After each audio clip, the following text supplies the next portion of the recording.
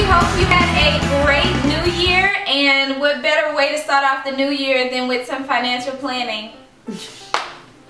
So today we are going to talk to you about what we do as a couple financially, how we plan, how we budget, how we invest, and also how we monitor our credit and make sure that our financial status is good and prepared for what we want to do. So Brianna's going to lead the session here today. You just dropped that ball on me like she that? She put some work into it. That don't mean nothing? You told them let you know if you want to do something, so Brianna, you guys said y'all wanted to see this, so we said okay. Because you suggested at the end of the last video, let me know if y'all want to see a video on this. I'm gonna try, but she really the leader. Y'all know she be leading these videos, and I'm the hype man. We're going to try and bring these tips together to give you all the bigger picture. We're not going to go deep into it, but we're going to do our best to give you a high level of how we handle our finances. So first things first is you got to have a spreadsheet. How do you know what you're doing if you don't know what you're doing? Okay, so what we have is Shantae puts so much work into, it's pretty much an Excel spreadsheet, and she tracks every single thing, all our monies, everything we spend, everything we do in this one spreadsheet, in which we it's pretty much a running spreadsheet, and we monitor this spreadsheet on a weekly, monthly, yearly basis. This is the next one, baby. I'm not used to the second the back seat here. You gotta plan for what you know. So basically when we say this, you're just thinking, if you already know you're gonna spend your money somewhere, plan for it, budget. The whole big picture to what we do is we budget for every single thing. So if we know we're going to spend money on it, then we're definitely going to budget for it. Your bills, your car note, things like that. Your electricity, your phone, your insurance, your cell phone. Give the pet a pet budget, or as I call it, a pet pot.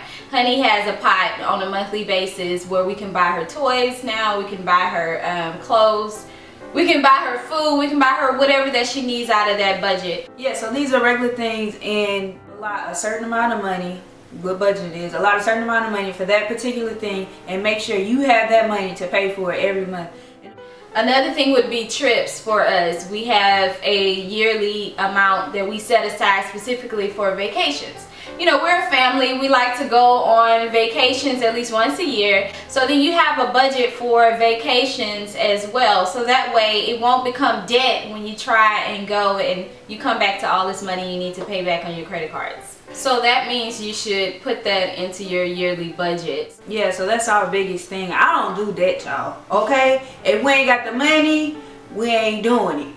You heard me? Another thing that you probably wouldn't think about is your car. We realized that you do stuff with your car, whether it's every month, every other month, and things just keep coming up. We have a budget. We take out a certain amount each month. You might not use it that month, but it builds up. So the month you do need it, you're like, oh, I have a car savings. Let me take some money out of there. Regular stuff, groceries. You know, some people like to eat. You know what I'm saying? And they go to that grocery store and they're like, oh, you know, I want that. Let me try that cereal. Ooh, let me try that. Or they come back with all of these foreign seasonings and stuff like that that makes you have an extra, you know, lump.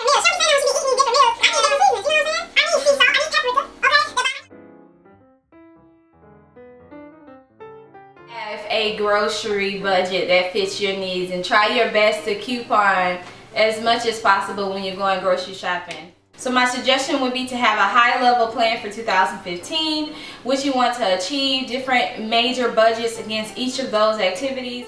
One thing I noted on here was envelopes. So if you realize we're saying make all these budgets, make all these, you know, different things to make sure you take out this money and save it. I mean, so like, where does the money go? The neat thing to do is use envelopes. We have a drawer full of several different envelopes. In those envelopes, we put that money for whatever that specific budget category or budget item is. So, okay, so next we have on our list is emergency savings. So if you like me, when I came into this relationship, I said, yeah, we can get emergency savings, but I mean, I've never really had an emergency.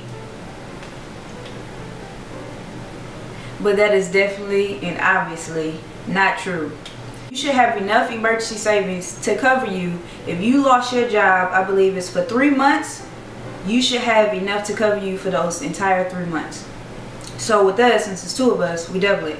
So that means that if you're a couple, a married couple, or you're in a relationship where you guys are sharing financials, then between the 2 of you and your finances, you should have 6 months worth of savings stocked up to where if you lost your job or somehow someone couldn't work, that you guys can continue on financially, you know, not worried for those 6 months. Once you get that emergency savings, don't touch it because you need to go on a vacation, okay? Don't touch it because you see this bomb outfit and you just think you got to have, if you ain't got it and it's not a legit emergency, a legit emergency is, I mean, of course it's subjective, okay? But a legit emergency would be someone in your family got into an accident, they need some money to pay for the lawyer, they literally don't have it. Some people don't see that as an emergency. Which is why I just said it's subjective. Well, okay? I say you should keep it in the house. So I would say that an emergency is if something happened to myself, Brian, or AJ, or Honey for that matter, then we would go into our emergency savings if we needed to cover some hospital bills or her hospital stays or anything relevant to that situation that came completely unexpected. Emergency savings should not be dabbled into. If this is something you're knowledgeable about well in advance, it's all about being unexpected, unannounced, and you need to use it because it's an emergency. Okay, yeah, that's a good way to put about it. If you don't know about it and it happens and you need to pay for it, that's okay. Emergency savings. Okay, okay. I'll roll with that. Roll with the punches. Let them roll.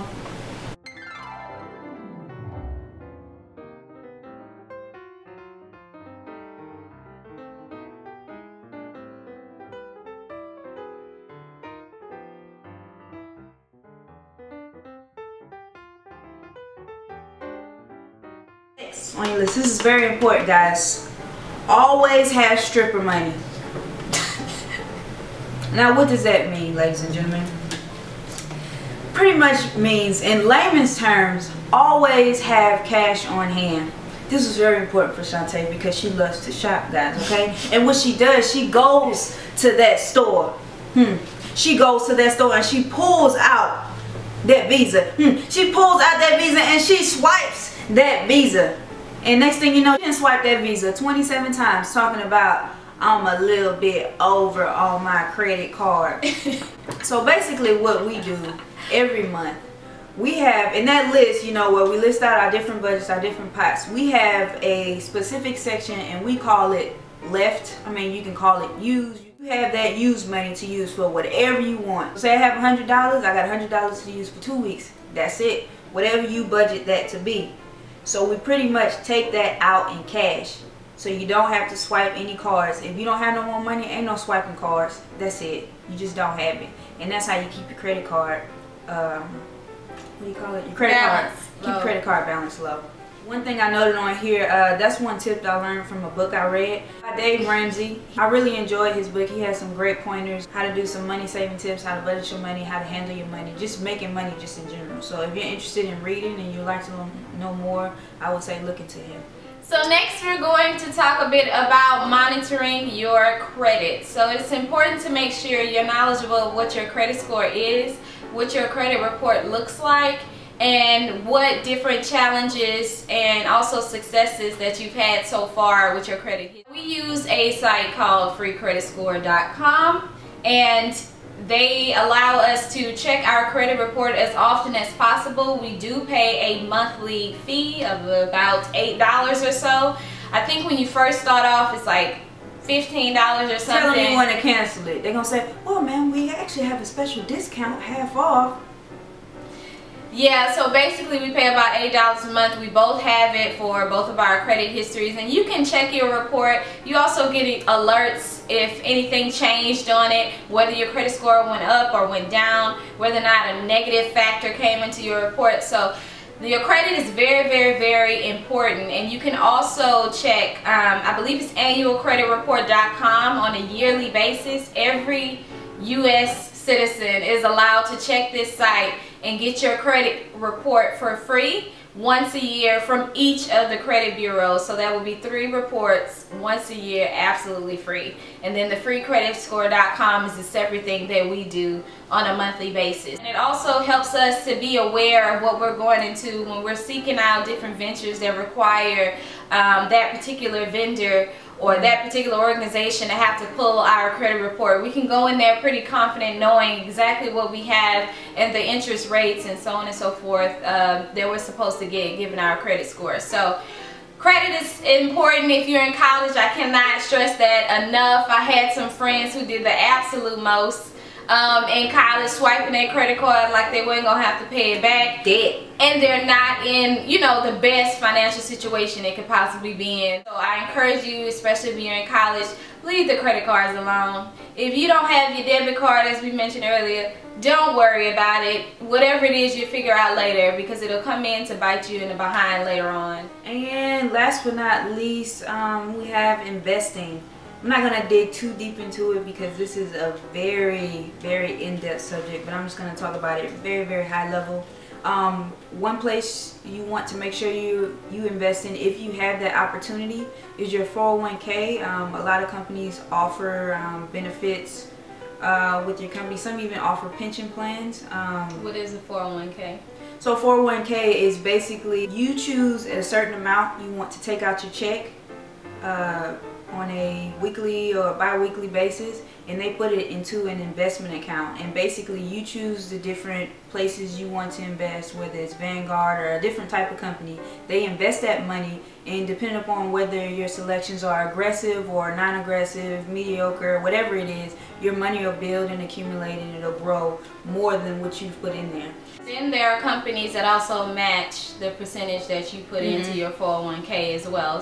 So figure out if your company matches to a certain percentage, because that's actually excellent. So the younger you start, the better it is, and the more you put in when you're younger, the better, because we're very young. Okay, so us putting in a lot, whereas just putting a little, we're gonna come out good in the end as long as we handle it the right way. Another thing to look in, if you have kids, 529.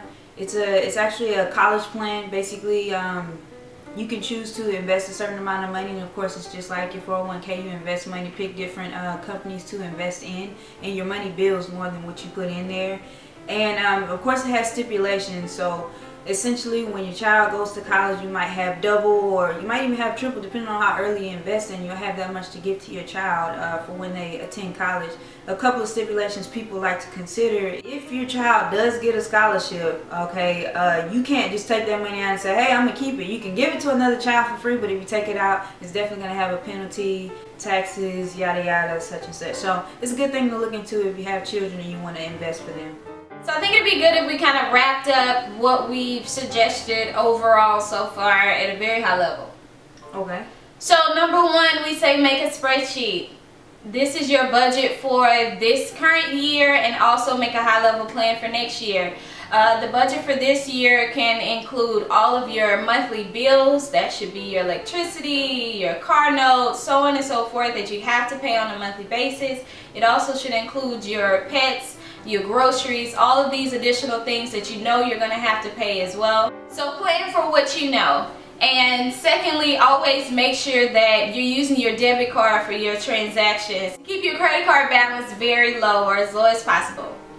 Next, emergency savings. Make sure that if you're by yourself, you have 3 months worth of emergency savings. And if you're a couple, yours would be 6 months. So make sure you have 6 months worth in your emergency savings. Next, monitor your credit. Make sure that you get the free credit reports that you can get on a yearly basis that'll let you know your score, so you can know where you sit financially and how to move forward with some of the life choices or decisions you have to make.